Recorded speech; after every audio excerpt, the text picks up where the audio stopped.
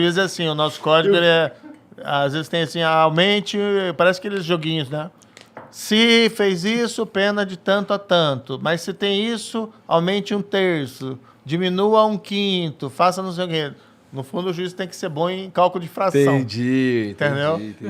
Não, pra mim, o juiz... Eu vi uns caras, acho que se eu não me engano foi o Jean Willis te criticando, falando que tu de sacanagem deu 9 anos pro Lula, porque ele só tem 9 dedos. Caralho, aí, ó, cruel. Ainda lembra jogou dessa a porra? sal na ferida. Quer dizer, já cicatrizou. Mas aí foi pura coincidência. Né? É claro O que pessoal foi, é O pessoal claro. tinha umas loucuras assim. Eu, na verdade, acho que foi 9 anos e 6 meses, né? Aham. Daí veio essa aqui. Cara, nem me toquei nisso. Eu dei a pena ali, fiz o cálculo, passou. E realmente, talvez se tivesse visto, eu até tinha feito diferente para não falar essa bobagem, né? Mas no fundo é uma aplicação da lei, você faz um cálculo. A pena também não é aquele negócio matematicamente perfeito, tá? Mas o cálculo que eu cheguei foi aquele. Daí foi no tribunal, o tribunal aumentou. Ah, até, aumentou, botou 12 anos e tanto lá. Uhum. Daí falavam que eu era o juiz pesado, né? Rigoroso. O tribunal era mais pesado ainda. A maioria das sentenças que tu deu foram ou confirmadas ou aumentadas, inclusive, né? A vasta maioria, não é? Exatamente. O Tribunal de Porto Alegre, o juiz assim, E eu não tô muito puxando sérios. teu saco, não. Tô só vomitando fatos. Esse ponto que a política ruim se mobilizou pra fuder a Lava Jato, eu não sei como não tem muito como contestar, né? Tipo, foi meio... Até tem, né? Você pode acontecer qualquer coisa. Mas foi o que aconteceu na Itália, né? Com as mãos limpas, não é? Sim. Tipo, é natural. Tipo, você não vai pegar o cara que tem que é dono do poder e vai prender ele sem ele tentar se safar Claro, antes, né? claro. E como ele é dono do poder... Os caras falam quanto eles vão ganhar por mês, porra. Eles decidem tudo, é foda. A minha impressão foi assim, a Lava Jato ela teve um período muito intenso e ela atraiu muito a atenção da opinião pública. Como toda investigação, tem começo, meio e fim. Aí quando ela começa a diminuir a intensidade, o pessoal que quer a volta do status quo Ganha um fôlego. Né? ganha fôlego, porque a operação sai dos jornais e algumas coisas assim. Isso que eu acho engraçado, né? Quando, por exemplo, mudam lá para não ter prisão em segunda instância. É uma minha derrota, né? O derrota lá do Deltan. Não, meu amigo, quem está sendo derrotado é você, né? É a população. Eu adoro a prisão em segunda instância. Claro, tem Eu que ser adoro. assim. Eu acho muito bizarro se eu for ali roubar um mercado, eu vou me fuder, sabe? Eu acho muito bizarro o cara que rouba milhões não se fuder. Isso é bizarro, isso é coisa de outro mundo. E vale lembrar que tem muitos presos hoje que não foram julgados ainda. Né? Não maioria, né? Eles já foram presos sem serem julgados, nem na primeira instância. É que se você é pobre, a medida é outra, né? A lei é outra. Né? Mas é aquilo que eu falei para vocês, né? Por que está tendo essas anulações? Vão respeitar todo mundo e tal, assim, mas é a velha história de que rico e poderoso não vai para cadeia. Né? No fundo é esse o sistema. E é contra esse sistema que a gente está lutando. Que o projeto que eu estou apresentando é o único. Vai perguntar lá pro Lula o que ele acha de combate à corrupção. Vai perguntar lá pro Bolsonaro o que ele acha. Os dois vão citar você e falar que é escroto. É verdade, né? Você une o Lula e o Bolsonaro nesse sentido. Mas é que a gente tem que retomar esse projeto, né? A pessoa fala, o pessoal não liga mais. Liga sim. O pessoal honesto quer ver gente que é desonesta e gente que rouba na prisão, na cadeia, sendo julgado, sendo responsabilizado. Isso aqui não pode ser a terra de ninguém. Tem que ser uma terra de lei. É isso que a gente tem que ensinar para todo mundo, para nossos filhos, sei lá. Sim. Idealmente, sim. Mudando um pouquinho de assunto, o que você acha sobre privatização? É verdade. Privatização? Eu sou a favor. Acho que naquela hora que eu tava enrolando pra caralho, eu ia falar dessa porra. Entendi. Você é a favor, mas... Respondendo no ping-pong rapidinho. Sou a favor. E a Petrobras, você é a favor de privatizar? Sou a favor. Agora, veja bem.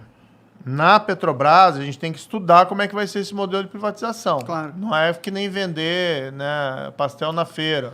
O maior... Embora o pastel também, quando é bom, é um bom trabalho sendo feito. Mas precisa ter um estudo, um modelo, uma discussão. E esse é o tipo da discussão que nem eu falava antes. A gente tem que discutir hoje energia renovável, mundo digital.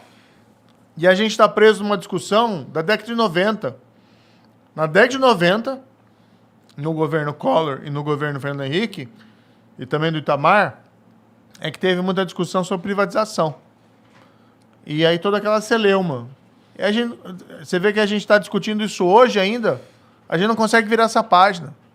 Daí as pessoas perguntam, por que o Brasil não cresce? Meu amigo, porque a gente não consegue virar a página e fazer as reformas que a gente precisa fazer, porque a política não deixa.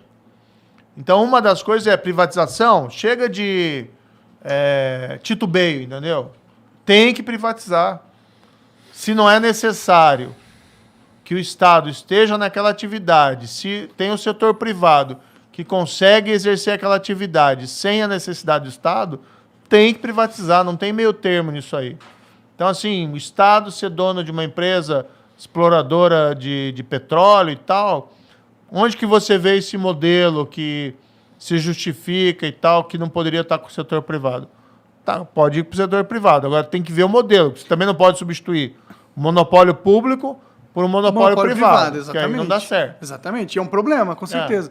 E o maior problema da privatização hoje em dia, na minha opinião, é que muitas vezes elas são feitas da forma corrupta.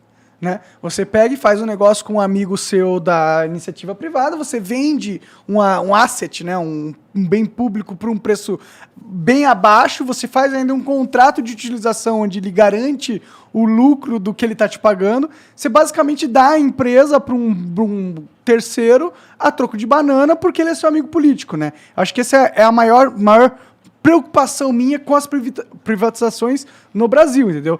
Tipo, eu também sou a favor da privatização. Eu acho que na maioria das empreitadas, o governo não tem nem que se mexer, não tem que se meter, tem que regular, no máximo. Claro. Mas não tem que ativamente cumprir aquele papel. Concordo. Mas eu também tenho medo de querer privatizar pra caralho. Imagina o Bolsonaro privatizando tudo.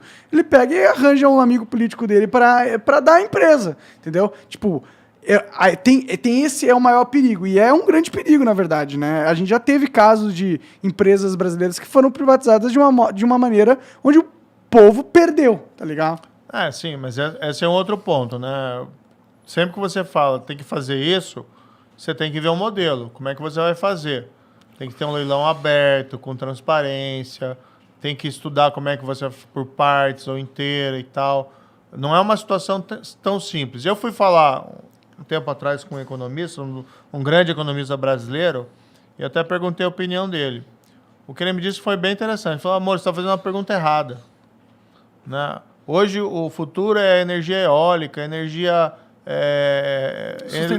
sustentável, energia solar. Então, a gente está falando de combustível fóssil, né? Que, claro, tem um papel relevante no mundo, hoje ainda vai durante bastante tempo, mas a visão que a gente tem que ter é outra, né? Então a gente tem que pensar em energia renovável. Por isso que a Petrobras ela tem que investir em formas talvez alternativas de energia, porque senão ela é uma empresa fadada, com os dias contados. Tem uma relevância grande para o desenvolvimento brasileiro, mas ela tem que ou diversifica a fonte de energia ou assume a posição de que é uma empresa que vai chegar num momento e vai se esgotar a sua relevância produtiva. Sim. Né? Então, acho que essa é a questão. Por isso que a gente fala assim, o mundo digital, mudança climática. O Brasil hoje, você vê, é um dos maiores produtores de alimento do mundo, tem um agropecuária riquíssima, tanto pequeno como grande agricultor, tem lá os seus problemas, evidentemente.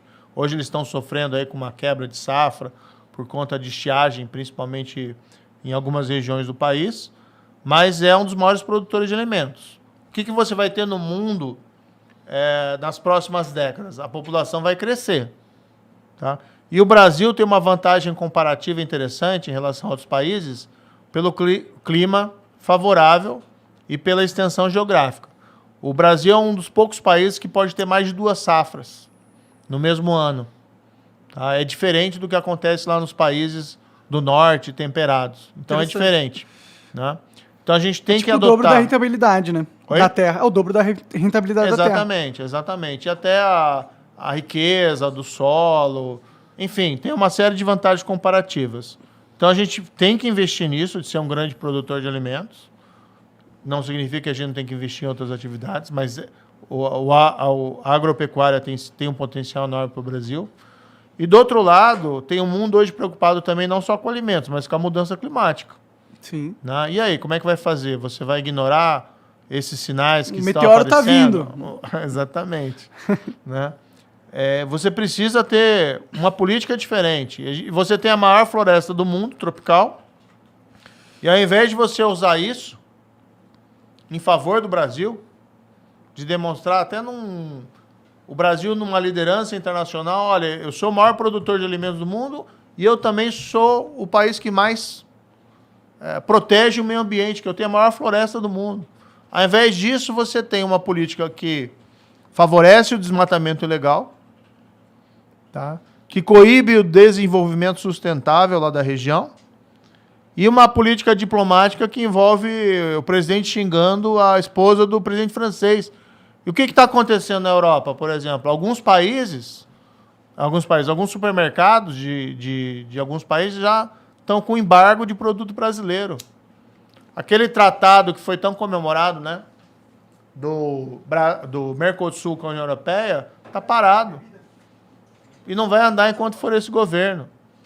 Então, assim, a gente tem que usar o que a gente tem de melhor, a agropecuária e o meio ambiente, e usar em nosso favor e não contra nós. O Brasil poderia ser a liderança mundial, pode ser e vai ser a liderança mundial nesses dois setores. E a gente tem feito tudo errado.